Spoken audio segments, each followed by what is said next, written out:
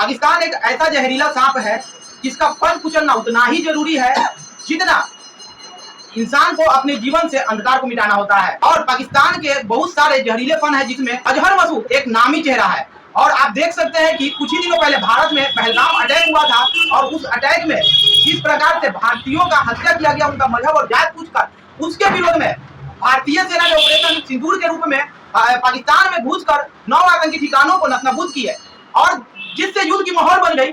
और उसके बाद से अमेरिका के हस्तक्षेप के कारण यह युद्ध अभी कुछ शांत देखने को मिला है। नमस्कार, मैं प्रकाश चंद्र और आप देख रहे हैं बेखौफ आवाज। आपको बता दें कि अभी हमारे साथ पटना सिटी के आलमगंज इलाके के आरजेडी नेता मोहम्मद शहजाद जी जुड़े हैं। तो चलिए इनसे इनकी राय जान लेते हैं कि आखिरकार इनकी क्या राय है भारत और पाकिस्तान युद्ध के बारे में। क्या कहना चाहेंगे जो इस प्रकार का युद्ध हुआ, ऑपरेशन सिंदूर तक भारत ने कर दिया, और भारतीय सेना के बारे में और हमारे देश की सरकार के बारे में, मोदी सरकार के बारे में, इस पर जितनी तारीफ की जाए कम है। आप क्या कहना चाहेंगे? देखिए, सबसे पहले पहलगाम हमला भारत की आत्मा पे हमला है, ये बात आप समझ लीजिए। और भारत की आत्मा पे जो हमला हुआ, जिसके कारण तमाम हिंदुस्तान की जनता, तमाम हिंदुस्तान की राजनीति में एक भूचाल सा आ गया। एक सर्वदलीय बैठक हुई हिंदुस्तान के अंदर में पक्ष और विपक्ष को लेकर के, जिसमें निर्णय पे आया गया कि तमाम पाकिस्तान के अंदर घुस करके जो पहलगाम के आरोपी हैं उनका सर काट दिया, सर कलम करके लाया और पाकिस्तान के तमाम आतंकवादी अड्डों का सफाया कर दिया जाए। मजबूती से तमाम हिंदुस्तान के लोगों ने और तमाम विपक्ष के लोगों ने माननीय मोदी जी को सपोर्ट किया, जिसके कारण हमारी सेना का भी मनोबल बढ़ा और हमारी सेना ने वो कर दिखाया कि पाकिस्तान के अंदर में घुस करके तमाम लगभग पाकिस्तान के आतंकी ठिकानों पे जबरदस्त अटैक किया और उसमें काफी कामयाबी भी मिली। लेकिन जिस तरह से कामयाबी मिलते मिलते जिस तरह से इस बार को रुकवाया गया, जिस तरह से इस बार को सीज किया गया, ताज्जुब है, तमाम हिंदुस्तान शॉक में कि ये हुआ क्या। 1 मिनट काटेंगे जी। आप बोल रहे हैं कि इस बार को रुकवाया गया है। अगर युद्ध की स्थिति बन रही है तो युद्ध से बचाव के लिए अमेरिका ने दोनों देशों के बीच मध्यस्थता करके युद्ध को रुकवाया है, तो इसमें प्रॉब्लम कहाँ रही है? देखिए, एक बात आप समझ लीजिए, इन 10 सालों के अंदर में माननीय मोदी जी का कूटनीति और विदेश नीति बिल्कुल समाप्त हो चुका है, फ्लॉप कर चुका है। ये बात आप जान लीजिए। तमाम मेरी बात को आप पहले सुन लीजिए। तमाम हिंदुस्तान के अंदर में ये बिन बुलाए मेहमान है मोदी जी। हर जगह ये दावत खाने जाते हैं। हकीकत है कि इनके पास कोई कार्ड आता नहीं है, इनके पास शादी का कार्ड ही नहीं आता है। ये तमाम वर्ल्ड में घूम घूम करके सबके मेहमान बने रहते हैं। अगर दर हकीकत इनके पास अगर शादी का कार्ड आया होता तो आज तमाम वर्ल्ड के अंदर में इनकी एक पकड़ होती। जिस तरह से इस युद्ध के अंदर में आपने देखा, जिस तरह से पाकिस्तान के साथ लगातार बहुत सारे कंट्री ने उनको जम करके सपोर्ट किया। 1 मिनट काटेंगे आप बोल रहे हैं कि पाकिस्तान को बहुत सारे कंट्री ने सपोर्ट किया है, तो आपको बता दें कि मोदी जी के विदेश नीति का ही आज परिणाम है कि जितने भी शक्तिशाली देश, अमेरिका हो गया, रशिया हो गया, ये सब आज भारत के सपोर्ट में खड़े हैं, जिसकी वजह से पाकिस्तान को बैकफुट पे जाना पड़ता है। एक भी देश मोदी जी को ने सपोर्ट नहीं किया, ये बात आप जान लीजिए। ये तमाम गोदी मीडिया जिस तरह से माहौल बना रही है, हमारे देश को बेचना चाहती है, हमारे देश को तोड़ना चाहती है ये गोदी मीडिया। और तमाम जनता इस बार उन्हें समझ चुकी है गोदी मीडिया को, और गोदी मीडिया की बात पे तमाम जनता उनकी बातों पे बिल्कुल केयरिंग नहीं कर रही है। ये बात आप समझ लीजिए। जिस तरह से चाइना ने खुल करके पाकिस्तान के समर्थन में आया है, जिस तरह से आप देख लीजिए तुर्की पाकिस्तान के समर्थन में आया है, जिस तरह से आप देखिए बांग्लादेश, तमाम कंट्री जिस तरह से पाकिस्तान के समर्थन में आया है, ये साफ जाहिर होता है कि हमारी कूटनीति और हमारी रणनीति से बेहतर पाकिस्तान की रणनीति बनी, जिसके कारण चाइना ने आज उन्हें जमकर सपोर्ट किया। लगातार हमारे राहुल गांधी हिंदुस्तान के अंदर में लोकसभा के अंदर में लगातार वो कहते रहे कि चाइना और पाकिस्तान को एक मत होने दीजिए। ये दोनों जिस दिन एक साथ दोस्ती के कागज पे चले गए, तमाम हिंदुस्तान का पंचधार हो जाएगा। और ये हिंदुस्तान को और ये हमारे केंद्र की सरकार को समझ में नहीं आया किस तरह से इन दोनों ने दोस्ती करके तमाम हिंदुस्तान के साथ एक बड़ा खेल खेला है। और ये ट्रंप कौन होते हैं? ये हिंदुस्तान मेरा है, मेरे ऊपर हमला हुआ है। और ये अमेरिका के ट्रंप कौन होते हैं जिन्होंने युद्ध को रोकाया, युद्ध सीज की बातें उन्होंने पहले फैलाया। आखिर उनको इतना पावर आया कहां से? आज कश्मीर के ऊपर वो तटस्थता की बातें करते हैं ताकि आज अमेरिका तटस्थता करेगा। कैसे उनको आखिर इतना पावर किसने दिया? आखिर उनको ये पावर किसने दिया? उनको पावर किसने दिया? जब सड़क पे 2 लोग आपस में लड़ते हैं तो तीसरा कोई आता है समझौता करवाने के लिए, तो ये तो भाई तीसरे आदमी के पास खुद ब खुद ये पावर चली जाती है। और आपको क्या नहीं लगता है कि ऑपरेशन सिंदूर मुमकिन है? क्योंकि मोदी है तो मुमकिन है।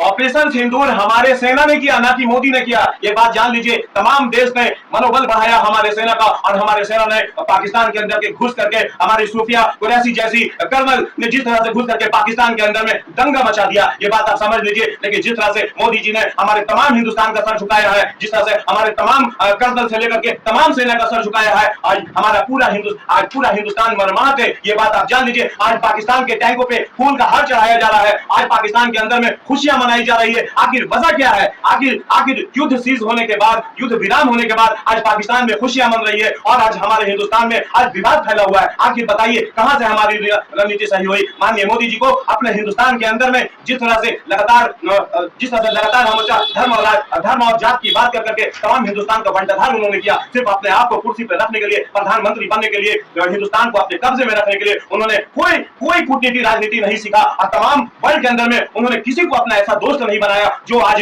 इस युद्ध के अंदर में उनके साथ खड़ा।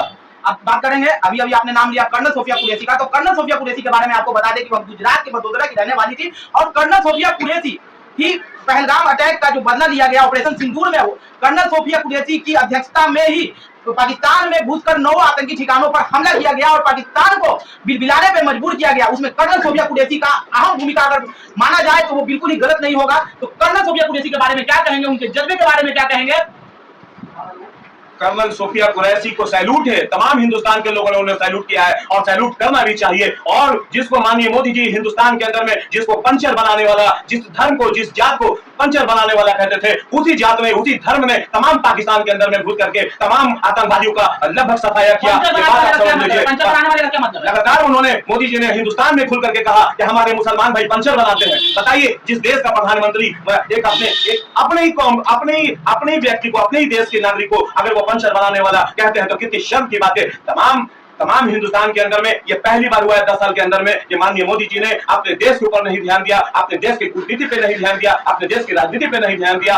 किस तरह से लगातार चाइना हमारे देश को घेरता रहा, लेकिन वो लगातार पाकिस्तान की बातें करते रहे, और युद्ध में उलझ करके आज जिस तरह का हमारे देश को जिस जगह पे छोड़ा गया है, आज जनता उनसे पूछती है कि आपने जो जंग किया, 26 लोग पहलगाम में जो मारे गए, उसके एवज में बल्कि हमारे 21 लोग और मारे गए। ये बात आप जान लीजिए, 21 लोग और मारे गए। और आप ये जान लीजिए, हिंदुस्तान की एक बड़ा चैनल ये दिखा रहा है कि लगातार मिस्टर मोदी ने, हमारे प्रधानमंत्री ने अमेरिका के प्रधानमंत्री से रिक्वेस्ट किया कि पाकिस्तान को समझाइए कि इस युद्ध को रोके।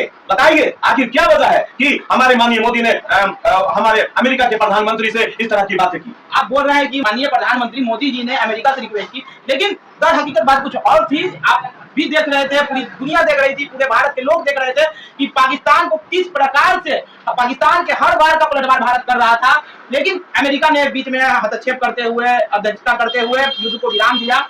लेकिन हमारे देश के माननीय प्रधानमंत्री जी भी कहीं गए हो और बोले हो कि पाकिस्तान को रोकिए। ऐसा बोलने से पहले बहुत बड़ी बात आप बोल रहे हैं। आप एक बड़े चैनल में देखिए, आप इंग्लिश के एक बड़े चैनल पे आज डायरेक्ट ये न्यूज आया, ट्रंप खुद बोल रहे हैं कि हिंदुस्तान ने हमें कहा कि आप पाकिस्तान को समझाइए। ये बात आप समझ लीजिए। मैं अपनी बातें नहीं कर रहा हूं, एक चैनल की बात कर रहा हूं मैं आपसे। आप खुद मीडिया वाले हैं, आप इसके बारे में आप आइडिया ले लीजिए। सबसे बड़ी बात आप ये जान लीजिए कि जब पहलगाम युद्ध को छेड़ा गया, जिस तरह से युद्ध को शुरू किया गया, जिस तरह से हमारे तमाम सेनाओं ने घुस करके पाकिस्तान में मारना शुरू किया, तो हमें वो आतंकवादी चाहिए था जो हमारे तमाम हिंदुस्तान को लगातार मारता रहा, हमारे यहाँ चीख पुकार कराता रहा, लगातार दंगा कराता रहा। तो लगातार जिस तरह से पाकिस्तान से पीओके को लेना चाहिए था इस बार। पीओके आज इंदिरा गांधी को याद कीजिए, 1971 के युद्ध में जिस तरह से अमेरिका और रूस ने उन्हें वार्न किया, उन्होंने कहा कि आप इनका अटैक करना छोड़ दीजिए, नहीं तो वो परमाणु बम से अटैक करेंगे। लेकिन इंदिरा गांधी ने क्या जवाब दिया था? इंदिरा गांधी ने कहा था कि आप कौन होते हैं बीच में बोलने वाले, आप कौन होते हैं बीच में बोलने वाले। जब हमारे भारतीय जनता पार्टी के ही प्रधानमंत्री थे, हमारे भारतीय जनता पार्टी के प्रधानमंत्री थे कारगिल युद्ध में, जब हमारे रूस ने उनको कहा कि आप युद्ध को बीच में रोक दीजिए, तो उन्होंने कहा कि मैं आधा हिंदुस्तान हार जाऊंगा लेकिन इस युद्ध को नहीं रोकूंगा। तो आज मोदी जी को क्या हुआ? 56 इंची का सीना लेकर के आज मोदी जी कहां पहुंच गए? आज हमारे हिंदुस्तान को, आज हमारे योद्धा को, आज हमारे सेना को आज क्यों युद्ध को विराम करना पड़ा? बताइए। 9 आतंकी ठिकानों को ध्वस्त करना भी एक बहुत बड़ी बात है कि पाकिस्तान में घुस के 9 आतंकी ठिकाने हमारे भारतीय सेना ने कर दिए।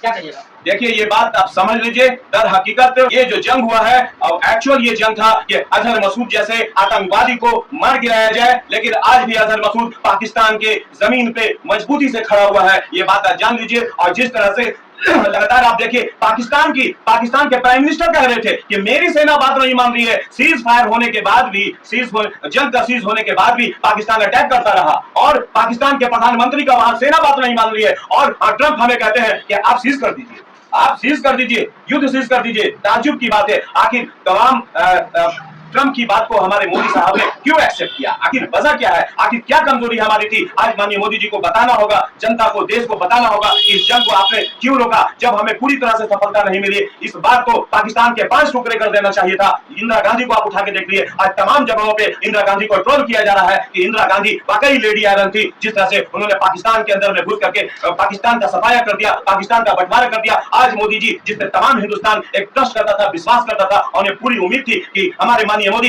पूरे दुनिया में एक बेहतर राजनीतिक बना चुके हैं, एक बेहतर रणनीति बना चुके हैं। लेकिन जिस तरह से इस जंग में विदेश रणनीति हिंदुस्तान की देखी गई, जिस तरह से हमारे माननीय मोदी जी की रणनीति देखी गई, बिल्कुल फ्लॉप नजर आया है। ये बात आप जान लीजिए। तमाम जनता इस बार इनसे पूछेगी कि आपने इस बार जो जंग में ढकेला, इसका फायदा तमाम हिंदुस्तान को क्या मिला? ये बात आप समझ लीजिए। इसका जवाब माननीय मोदी जी को देना पड़ेगा, भारतीय जनता पार्टी को इस पर जवाब देना पड़ेगा। जिस तरह से आपने तमाम हिंदुस्तान को आपने युद्ध के अंदर ढकेला है और उसका फायदा दूर दूर तक नजर नहीं आ रहा है, बल्कि चारों तरफ से हमारी ही बदनामी हो रही है। ये बात आप समझ लीजिए। तो माननीय मोदी जी, आपने पहलगाम के कारण आपने युद्ध जो किया, तमाम लोगों ने भरपूर आपको समर्थन दिया, उसके बावजूद भी आपने युद्ध को रुकवाया। आखिर उसकी वजह बताइए कि आपको क्या कश्मीर के आप तो लगातार कहते थे कि कश्मीर के मुद्दे पे मैं किसी से बात नहीं करूंगा, पाकिस्तान से तब तक बात नहीं करूंगा जब तक वहां से आतंकवादी खत्म नहीं होंगे। आज आप कैसे बात करने के लिए तैयार हो गए?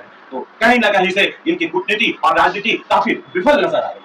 आप देख सकते हैं कि किस प्रकार से भारत का बच्चा की यही मांग है कि जो पहलगाम अटैक के पीछे मुख्य आरोपी था अजहर मसूद का सर लाए बिना युद्ध को विराम क्यों दिया गया, बीच में अमेरिका की बात क्यों मानी गई, और अमेरिका कौन होता है भारत और पाकिस्तान के बीच हस्तक्षेप करने वाला। और जब हस्तक्षेप करके युद्ध को विराम दिया गया, उसके बाद भी पाकिस्तान सीज फायर का उल्लंघन करता ही रहा। पाकिस्तान की सरकार ने कहा कि सेना हमारी बात नहीं मान रही है और वो सीज फायर का उल्लंघन कर रही है। उसके बाद भी भारत युद्ध को विराम क्यों दे रहा है? भारत को चाहिए कि वह पहलगाम अटैक के मुख्य आरोपी जो है अजहर मसूद, उनका सर लेके आए, तभी देश की जनता संतुष्ट होगी। खैर आगे क्या होगा वो तो आने वाला वक्त ही बतलाएगा। अब देखने वाली बात यह होगी कि क्या पाकिस्तान ये जो युद्ध का विराम हुआ है, युद्ध विराम हुआ है, उसको मानती है या फिर आगे कोई भविष्य में किस तरह का आतंकी हमला करती है। बने रहे आप हमारे साथ और देखते रहे बेखौफ आवाज। धन्यवाद।